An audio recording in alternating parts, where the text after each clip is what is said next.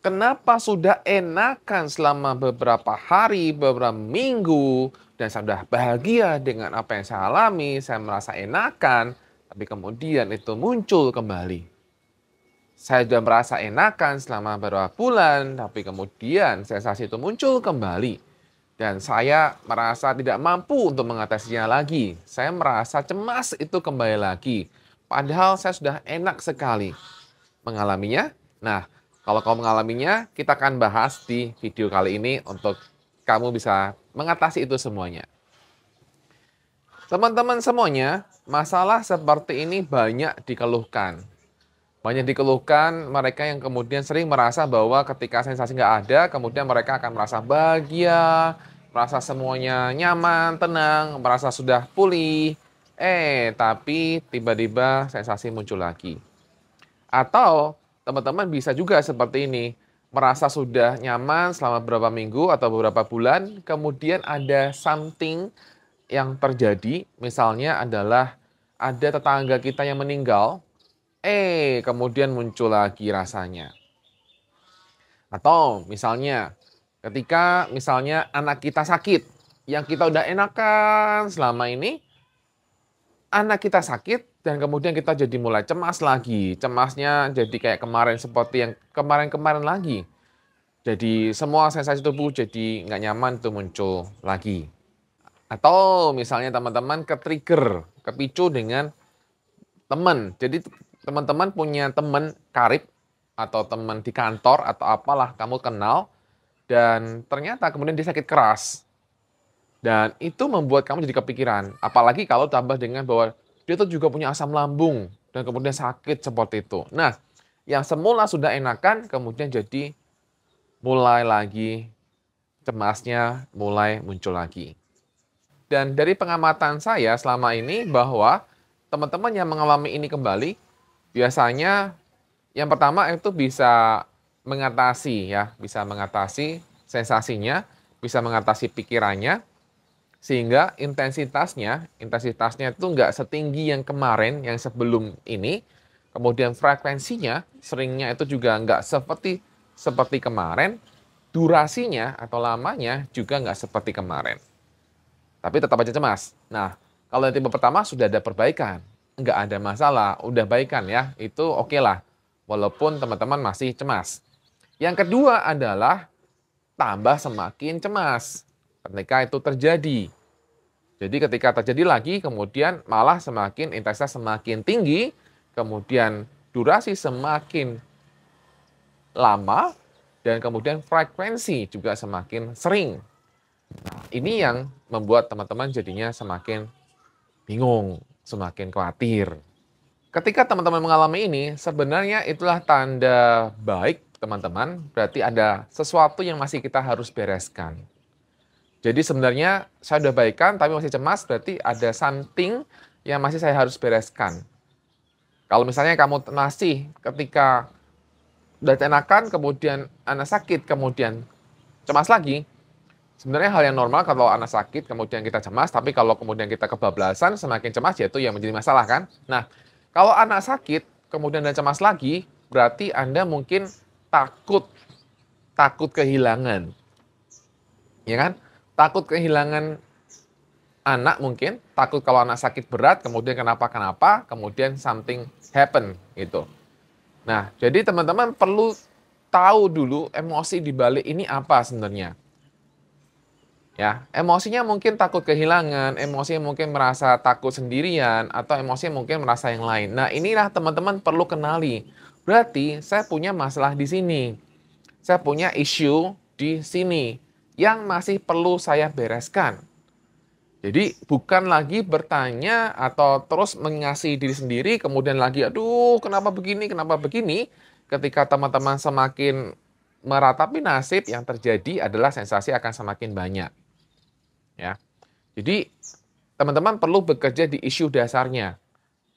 Belajar bekerja di isu dasarnya itu apa.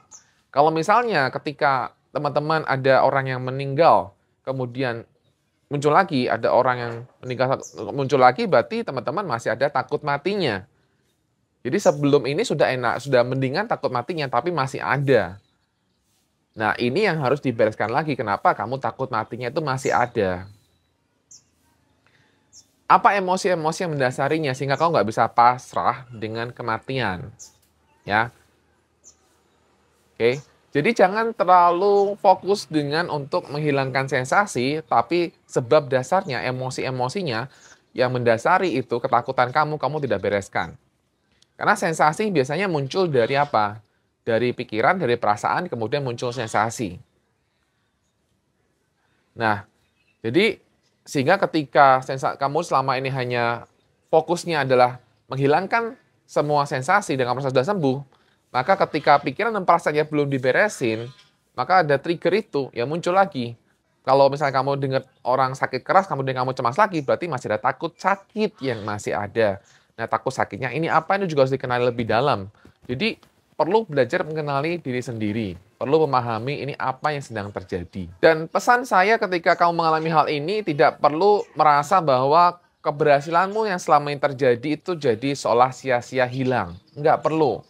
Jadi seringkali ketika kita mengalami ini, kemudian kita jadi merasa sedih. Sedih karena apa? Karena merasa bahwa semua pencapaian yang selama ini saya buat, selama pencapaian ini saya lakukan, semua usaha yang selama ini saya lakukan, rasanya sia-sia. Saya kembali seperti semula. Enggak, teman-teman. Enggak ada yang percuma. Jadi tidak perlu untuk kamu semakin memaknai yang tidak-tidak ke dalam dirimu sendiri. Ya, itu adalah juga bagian dari proses. Jadi proses itu akan naik dan bisa turun juga. Selain teman-teman mulai mengenali apa sih sebenarnya yang membuat saya takut, dikenali lebih dalam. Yang kedua adalah teman-teman mulai belajar menghargai proses. Ya memang ada up and down. Dan begitu saya down, maka ini hanyalah bagian dari proses saya. Dan saya tidak akan kendor lagi. Dan saya akan terus berusaha lagi. Saya menambah ilmu saya lagi gitu. Ya, menambah ilmu, menambah pengetahuan dengan dengerin YouTube saya. Kemudian kamu juga bisa menggunakan buku Bye-Bye Cemas. Kamu bisa menggunakan buku Goodbye Anxiety Disorder kalau kamu belum punya untuk membantu kamu lebih paham. Oh, ini loh yang terjadi. Oh, ini saya terpeleset lagi di sini. Oh, saya masuk lagi ke lubang yang sama di sini. Itu akan bantu kamu untuk jauh lebih baik.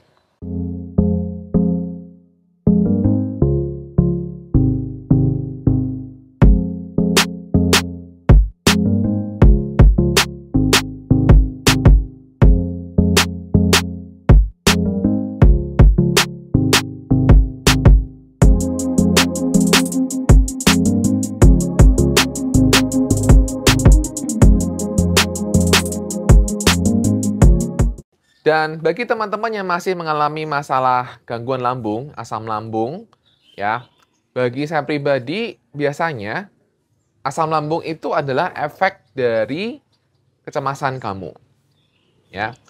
Jadi ketika kita cemas setiap hari, kita cemas takut sakit, takut mati, takut kenapa-kenapa terjadi dengan diri kita, cemas takut sensasi fisik yang muncul, maka itu akan pengaruh ke lambung. Dan ketika pengaruh ke lambung, maka dan kamu masih mikir-mikir yang enggak-enggak terus, maka lambung juga akan semakin bermasalah dalam artian ya kamu akan semakin merasakan asam lambung kamu naik, kemudian begah, kemudian kembung, kemudian sakit seperti tusuk ke dada, kemudian tembus ke belakang, dan banyak hal lainnya yang akan semakin banyak.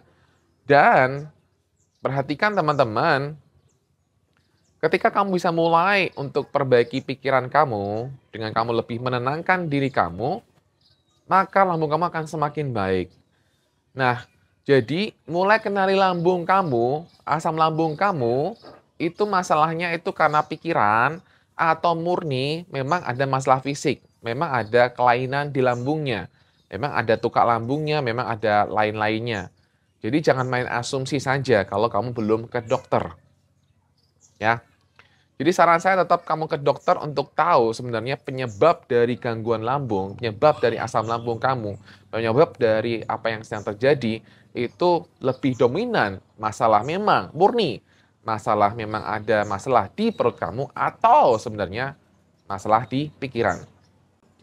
Pengalaman saya dalam selama ini kebanyakan sebagian besar adalah efek dari kecemasan. Kan teman-teman juga sering dengar kan, kalau orang stres kemudian kenanya asam lambung, ya kan? Nah, gitulah. Jadi ketika kita semakin stres, asam lambung juga semakin naik. Silakan teman-teman menggunakan bantuan obat dokter, obat herbal untuk menangani lambung. Itu sangat disarankan ya. Silakan sekali karena itu juga akan membantu. Dan jangan lupa untuk juga fokus di sini. Jadi ketika mengalami GERD sekalipun maka jangan lupa untuk perbaiki pikiranmu. Saya ulang-ulang ini terus berkali-kali supaya teman-teman tidak lagi menghakimi diri sendiri bahwa masalah saya itu adalah masalah lambung. Karena belum tentu masalahnya masalah lambung. Bisa aja masalah di sini, ya. Beberapa tips yang bisa kamu lakukan ketika kamu mengalami ini adalah kalau kamu mendengar atau kamu mengetahui bahwa ada orang yang meninggal atau kemudian ada orang yang sakit keras dan kamu kemudian terlibat dengan menyamanyamakan dan akhirnya kamu jadinya cemas, maka beberapa hal yang bisa membantu meringankan adalah kamu mulai mengatakan bahwa dia adalah dia, saya adalah saya. Ya, dia adalah dia, saya adalah saya. Jadi ketika kamu mengatakan hal ini, kamu akan lebih tidak terlalu cemas, ya. Kemudian setelah kamu mengatakan hal ini, kamu bisa lakukan dengan teknik nafas. Teknik nafasnya sudah saya share banyak sebenarnya. Kamu bisa menggunakan teknik nafas perut, kamu bisa menggunakan teknik nafas yang lain, ya. Itu akan membantu kamu dan tentunya yang perlu dilakukan adalah kamu itu berusaha untuk tidak terjebak dengan permainan pikiran karena ya penyakit dia menular nggak sebenarnya? Nggak kan, nggak menular kan. Terus kenapa kamu khawatir, kenapa kamu tularin ke pikiran kamu? Secara fisik nggak menular. Kemudian meninggal tuh ya dia bukan kamu. Meninggal kan juga kalau bukan takdirmu juga kamu nggak akan meninggal gitu. Dan selama ini juga terbukti kan bahwa apa yang kamu takutkan, apa yang kamu khawatirkan itu juga tidak pernah terjadi. Ya kamu nggak pernah meninggal, ya kan? Kamu fine-fine aja kan dari sejak kamu cemas sampai hari ini. Nah itu loh. Jadi mari kita mulai untuk melihat realita atau fakta sehingga kamu tidak terbawa dengan semua permainan-permainan pikiran yang ada di dalam dirimu. Itu akan sangat membantu kamu untuk kamu jauh lebih tenang. Nah, ketika kamu mengalami hal kemunduran dan kamu merasakan down, ya wajar banget. Tapi down-nya itu, sedihnya itu, kecewanya itu, jangan kelamaan. Ya kalau kelamaan, ya itu nggak bagus, ya. Jadi tetap percaya bahwa kamu itu mundur untuk maju lebih tinggi lagi. Mundur untuk maju lebih jauh lagi. Anggaplah kayak anak panah. Mundur kan. Tapi kan dia maju lebih jauh lagi. Gitu loh. Jadi jadikan apa yang terjadi itu untuk kamu motivasi untuk maju lebih baik lagi. Dan yang juga bisa kamu lakukan adalah, saya ingatkan lagi, menggunakan buku Bye-Bye Cemas ataupun buku Goodbye Anxiety Disorder. Ya, ini sudah membantu banyak orang. Jadi kalau kamu belum punya, kamu perlu punya buku ini. Sayang sekali kalau kamu punya buku ini, karena kamu akan tahu apa yang terjadi dan juga di situ saya jelaskan apa yang membuat kamu alami gangguan kecemasan dan bagaimana kamu bisa lepas dari semua itu dengan cara-cara yang sangat mudah sekali. Ya, dan juga adanya bantuan grup WhatsApp untuk kita saling support satu sama lainnya, ya. Jadi kamu akan jauh lebih tenang nantinya. Kemudian yang lain adalah jangan lupa untuk kamu mulai membayangkan yang indah-indah. Selama ini kamu sering bayangkan yang jelek-jelek, makanya saya bilang dengan kamu sering menakut-nakuti diri kamu sendiri. Sekarang pertanyaan saya, seberapa sering kamu bayangkan yang indah-indah dalam hidupmu? Seberapa sering kamu sering merasakan yang happy-happy dalam hidupmu? Nggak pernah kan? Karena sering apa? Sering fokusnya dengan sensasi fisik. Sering fokusnya kenapa pusing masih terjadi. Kenapa jantung berdebar masih muncul. Kenapa nggak hilang-hilang. Nah, itu fokus yang kamu lakukan selama ini. Nah, begitu kamu fokus, ya itu akan semakin membesar. Jadi, mulai izinkan untuk kamu mulai membayangkan yang enak-enak. Jangan bayangin yang jelek-jelek terus.